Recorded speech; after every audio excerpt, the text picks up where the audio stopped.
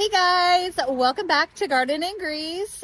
Today I picked up a load of mulch and it's leaf compost from the township. But I wanted to talk to you guys today about hardening off your plants to get them ready to come outside. I see a lot on like the Facebook groups, people asking about it. And so I am starting to bring some of my summer crops outside, like my tomatoes and peppers, and thought I'd kind of run through how I do it in an easy, lazy way. All right, as you can see, it's pretty windy today. It's going to strengthen them up. I have it back here where it's shaded, actually, which is generally how I do it, especially if I'm going to leave my plants out all day or for extended period of time. I put them in a shaded area. I think I'm going to move these to another shaded area that is a little bit more shielded from the wind. Okay, I think of this area as kind of like my plant nursery area, and this is where I put them last year. I'm going to move them over here. I just brought them out, and I try to, at that location or this location is where I put my seedlings. Right now it's sunny because it's morning, but in less than an hour, it is going to be shaded over here, which is ideal for the hardening off process. So think about hardening off your plants in terms of getting a sunburn or a wind burn.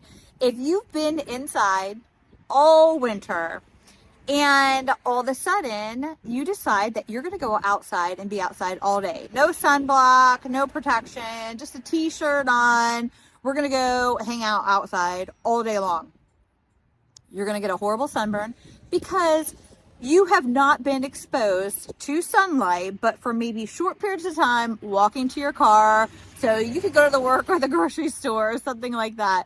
But now, all of a sudden, you're literally outside from sun up to sundown. You are going to get a horrible, horrible sunburn. You're going to get, what do they call that? It's like a, you can literally get sick from getting sunburnt. Also, you could, if it's windy, get windburned. So what we're trying to do is acclimate our plants to the sun, the movement out in nature, the wind, which we do have fans in the grow areas, and that helps. But breezes and wind, nothing harsh. If it's a really, really harshly windy, just keep your seedlings in the house.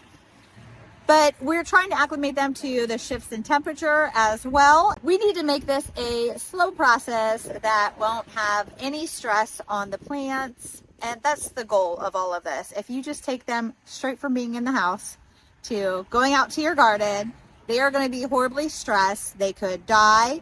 They could just take a really long time to try to get used to the environment in general, every aspect of it.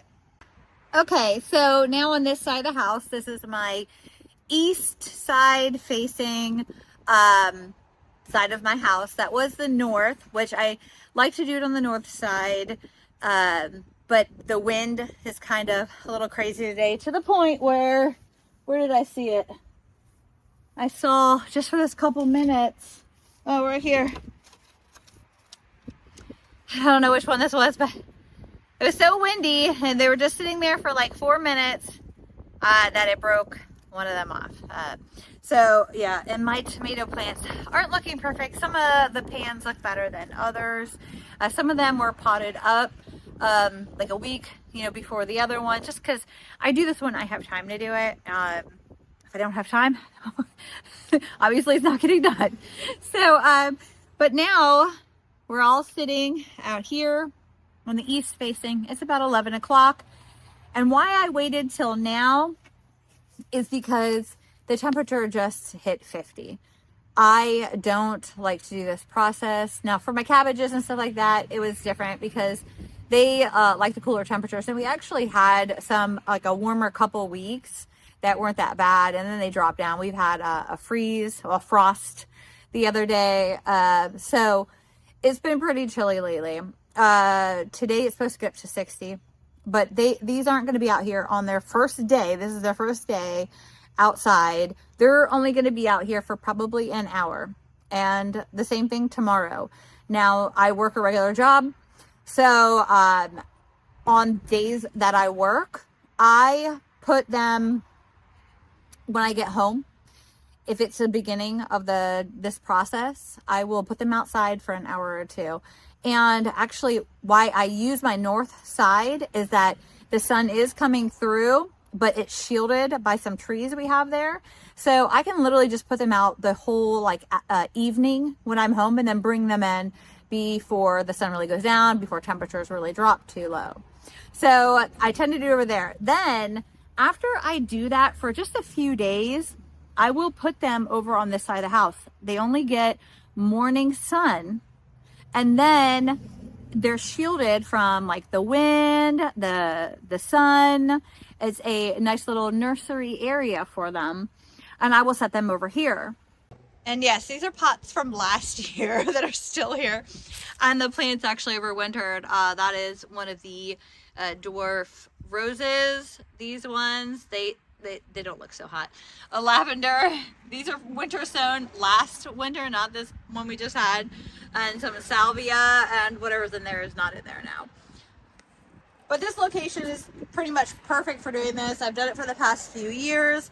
The first few days, maybe even up to 4 or 5, I will just have them on the back in the afternoons after work, and then I'll start leaving them out here all day long, because like I said, they only get sun in the morning.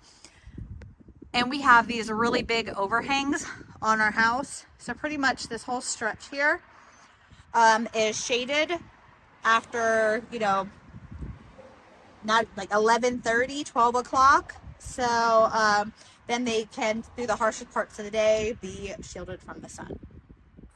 Something else that just really works really well, and it's a super lazy method that I've used, is if it's going to be overcast for a few days, 3 to 5 days, you can literally just set your plants out on the overcast, cloudy days and leave them outside all day long. That works really well, especially if you are trying to do this on days that you work. And then those of you that say, well, I don't have to bother with that because I'm buying my plants from a nursery.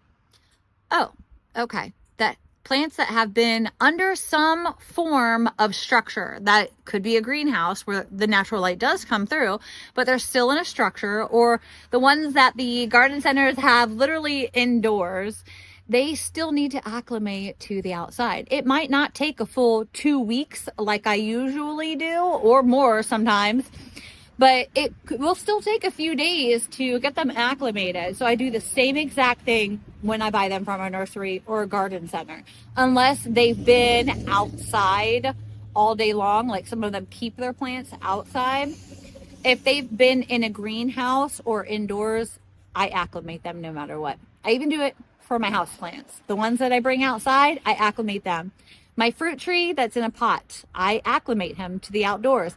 For him, since he doesn't have any leaves on him yet and he's still dormant, I put him on the north side of our house underneath of the overhang. So he's pretty good, and then he'll start to acclimate as the sun kind of gets higher in the sky. He'll get more sun there too, and he's acclimating to the wind and the temperatures.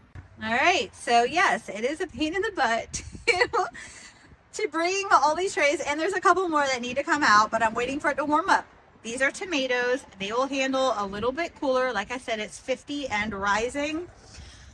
But my peppers do not like it even slightly chilly. I'm going to wait till it hits at least 55 before I bring them out and start doing this. So if we're going to have days, even if they're like outside full time, if there are days that are, and nights that drop below 55, I will bring my peppers in. If there are nights that are dropping below 50, which they still currently are, I will not leave my tomato plants outside or any of my other summer crops. So 55 for my peppers, 50 for my tomatoes and everything else. And so they'll go inside at night or any time that it drops below that temperature. Okay, guys, and remember that they need to be moist. Don't bring them out when their soil is super dry, or at least bring them out and water them while they're outside, making sure that you're trying to control and take care of their needs while they're out here going through a stressful process. I also will give them some fertilizer, and I'd rather just do it while they're outside right now. I use the liquid Agro-Thrive. I'll do that now instead of waiting till later, because even though it smells better than the fish emulsion, it still has a stink to it. It smells more like molasses. It's not so bad, but it's very strong. So I'm just going to do it while they're outside right now anyway, before they go in. All right, guys, I hope you enjoyed this short video. Thank you for watching another episode of Garden and Grease. All right, guys, don't forget to subscribe and hit that like button. Thank you. Goodbye.